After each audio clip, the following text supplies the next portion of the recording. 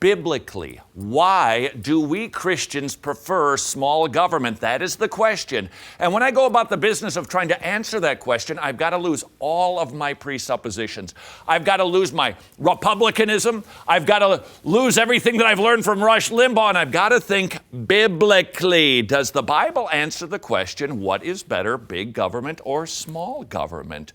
I would like to suggest to you it absolutely answers that question. Here is how. In the Bible, I see that God has set into place 4 realms of authority. In other words, for God to operate the planet, He's chosen to use people and institutions to make everything work. Now, why does He do that? And why do we see that basically in every society? It is because our society, with people in authority, people running certain things, it resembles our Trinitarian Godhead. We have a Father, Son, and Holy Spirit. Now, they are co-equal in authority and power, and yet they have different roles. They do different things. Basically, the Father creates and sustains. He's sovereign over everything. The Son redeems, and the Holy Spirit converts and sanctifies. And they basically stay within those roles. And that is the way God has set it up on this planet. Furthermore, the Father, got to be careful with how we understand this, is over the Son. The Son is over the Holy Spirit. Not that they are less than, but for the operation of the entire universe, you have an economic subordination, where there's a subordination to somebody who would be in authority, if you will, giving the directions, because without that, stuff doesn't run. And so when we see societies operate like that, it's simply mirroring what is going on in heaven. And what we see God doing on earth is instituting 4 realms of authority. And here are the realms. Number 1, you've got the government realm. I hope you like my graphic here. If you would kindly come a little bit closer. We spend a lot of money on this, so you're going to see this. The government has very little responsibility over a lot of people. This is a lot of people in here. But it's a shallow amount of authority that they have. What is the authority they have? To protect and punish. Period. That's it. The government, for everybody that it oversees, so it's a very thin amount of authority, is to protect and punish for a lot of people. So they have authority over a lot of people, but the authority is narrow. I see God establishing the authority, if you will, of the economy. Now, this one, I have to confess, is a little tricky, and I couldn't come up with a graphic for it. This is what I see. God really doesn't tell people how to run the economy, except He tells bosses how to behave. He tells them to pay a fair wage. He tells them not to take advantage of people, to not rip off people, and then basically the economy takes care of itself. So if you will, you've got everybody involved in the economy with just a little bit of authority over a very little amount that takes care of a big old sector of society. That is the realm of the economy. In other words, the government should not be playing a role in this realm of authority. But we've got a third realm of authority. It's the church. Now, the church is basically given the assignment to discipline. That means to either teach or to do church discipline over a fair amount of people, but the depth of their influence over them is much deeper than, say, the government's. Now, contrast that to the realm of the family. Very few people in the family, but the depth of the responsibility of the one in charge, dad and mom, is far deeper. Deuteronomy 6 tells me that. Fewer people, deeper authority. More people, slightly less authority. This one is lots of people, little authority, taking care of a big system. This one right here, government, our focus, very little authority over a lot of people. Now, once we understand that, we understand why things go wonky in our society and why it is best for it to be small government. Here's why it is best. Because God says so. God says, government, this is your job. You stay within those lines. Church, stay within your lines. Family, stay within your lines. It would not be good. All right, here I am. I'm dad, so I've got some authority over a few people, but I think to myself, I want to start taking care of criminals.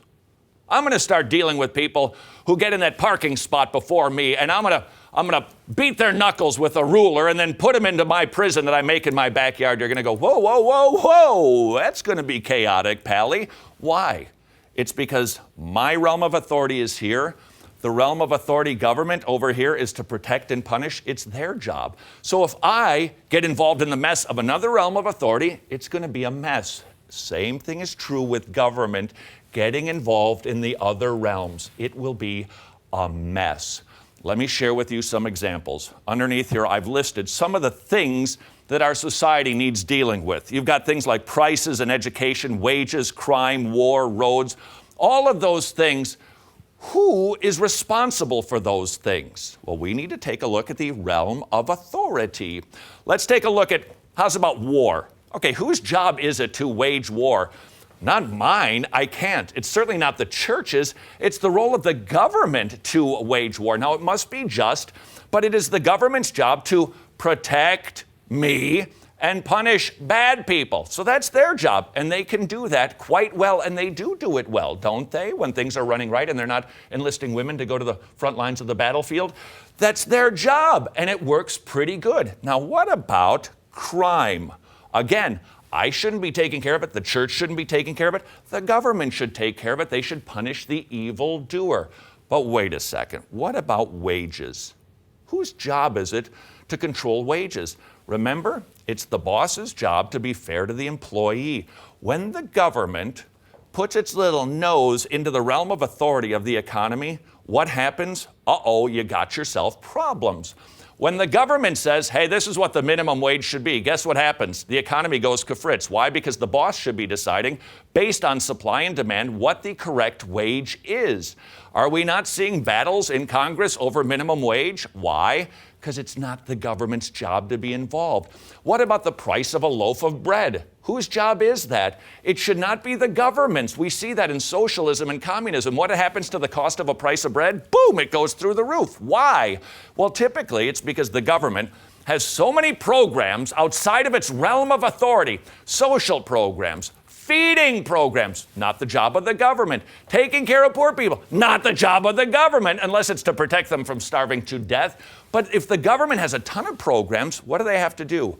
They have to then go over into this realm of the family or into the realm of the economy and force them to pay taxes. Now, what happens with that? The taxes then get passed down into the cost of a loaf of bread. What happens to the cost of a loaf of bread? It goes up so high, people can't afford to buy it. All of those things are demonstrations of how things go bad. Education, another great example. Whose job is education? Well, remember, okay, government, protect and punish. Do you see educate the children? No, you don't. Whose job is that? Well, I look at this and I go, Deuteronomy 6, it's mom and dad's job. It's their job to do the education. You got a problem with government schools? Here's why. The wrong realm of authority is running them. Why are we for small government? Because God is for small government. Why are we for understanding realms of authority? Because God is for it. It resembles what is going on in heaven, and as we have seen over and over and over again, when realms of authority operate outside of their district, outside of their lines, we see nothing but a mess. Dude, he is getting so far up my nose. I know. I don't care what you have to do. Just put an end to it. Hey, Todd, but how do I find him? Give him Darwin. He doesn't have it yet. Go! What did you give him? I gave him What Hath Darwin Wrought. It teaches how Charles Darwin influenced eugenics, Nazi Germany, Planned Parenthood. I'm coming! Where's the X? Oh, why?